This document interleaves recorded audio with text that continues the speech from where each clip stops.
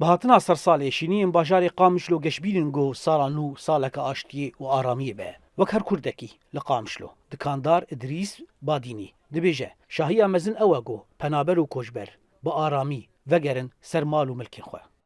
وضع الفيدك خوش ببه واهل مو بري ما فقرن قافق فقرن او سرسالا مني نهبه وخوش به Welatî hêvî dikin got sala 2022 sala çareseriyê be ji nakokiyên di nava Kurdên Sûriyê de.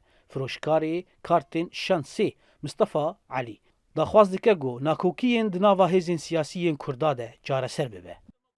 وام دخوازن كردي ما يكبن وخلافات ما تنبن هشام يك ودجمنه ما يك يعني ام دخوازن دائما بخير وسلامتي درواز بن ودعدا الكيجا كردي بي دعدا ما كردا حماتي ام خوينا محميك وام بخير وسلامتي شبي ملتي دخوازن وشبي دولتي دخوازن Pêkhateyên Qamişlo Kurd, Ereb û Siryan tevî cihêrengiya wan lê hêviya daxwazên aştiyê û aramiyê ji bo bajar û Sûriyê dikin.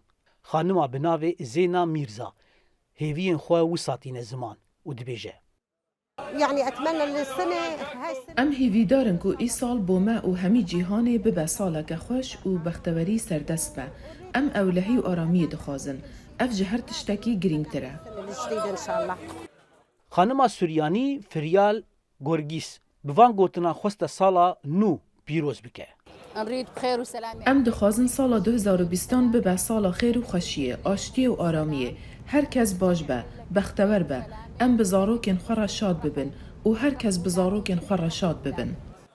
Laliyekî din Kurdên bajarê Qamişlo bihêvîne got Amerîka koalîsyona navdewletî giraniya xwe bidin çareseriya krîza Sûriyê û aştiyekê mayînde di navbera Kurd û Tirkan de cî bi cî bike. Mamosteyê peymangehê Raman Hessaf jî vê yekêtîne ziman.